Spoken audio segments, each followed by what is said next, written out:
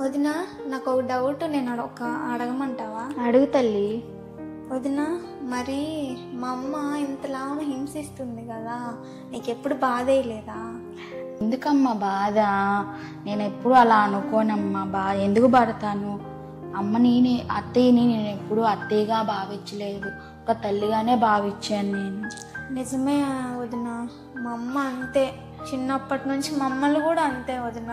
కోడలు వయ్యి ఉండి ఇంకా నన్ను హింసిస్తూనే ఉంది. ఏం పట్టించుకోవద్దు వదిన. వదిన, ఎప్పుడు అనిపించలేదా నీకు ఈ ఇంటికి ఎందుకు వచ్చానబ్బా, ఈ ఇంట్లో ఎందుకు పెళ్లి చేసుకున్నానబ్బా అని ఎప్పుడు అనిపించలేదా? అలా ఎందుకు అనిపిస్తుందమ్మా? ఈ ఇంటిని కూడా నేను అత్తారింటిగా ఎప్పుడు భావించలేదు, ఇది కూడా నా పుట్టిల్లు లెక్కే అని. మా అమ్మ నాకేం చెప్పి నేర్పించిందంటే, అత్తని అత్తలాగా అనుకోవద్దు, ఒక తల్లిగా అనుకో. నేనే నన్ను ఎలా చూస్తావో తనని కూడా అలాగే చూడు అని నేర్పించింది మా అమ్మ. నేను ఎప్పుడు అత్తయ్యగా అనుకోలేదు, ఒక తల్లిగానే అనుకున్నాను. నా తల్లి నన్ను ఎట్లా దండిస్తుందో తను కూడా అట్లా దండిస్తుందని.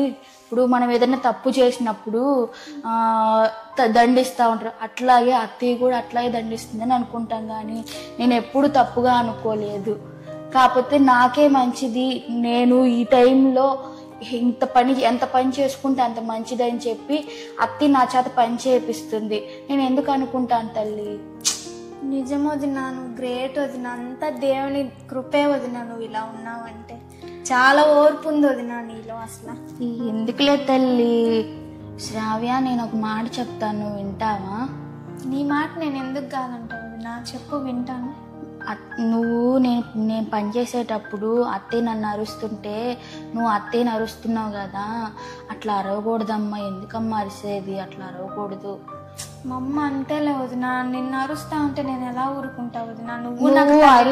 నువ్వు అరుస్తావు తల్లి, కానీ చూసే వాళ్ళకి ఏం అర్థం అవుతుంది? చూడు, ఇప్పుడు తల్లినే ఇంతలావున అరుస్తుంది, రేపు అత్తారింటికి వెళ్ళినాక ఎంతలావున అరుస్తుంది, అత్తని ఎలా గద్దిస్తుంది, అసలు ఆ ఇంట్లో కాపురం చేసిద్దో లేదో అని అనుకుంటారు కదా. అప్పుడు అమ్మనే కదా తప్పుగా అనుకునేది, అమ్మకే కదా మాట వచ్చేది. చూడు ఏం పెంచిందో, ఏం పెంపకం పెంచి పంపిందో, చూడు నా అత్తయ్య మీద అరుస్తుందని అనుకుంటారు కదా. అలా ఎప్పుడు అరవకూడదమ్మా. తల్లికి ఎప్పుడు నువ్వు నమ్మకంగానే ఉండాలి. సరే వదిన, నీ మాట వింటాను వదిన. నీకెప్పుడు అరవకూడదు తల్లి. కానీ నువ్వు అరిచేటప్పుడు నాకు ఎంతో బాధేసిద్ది.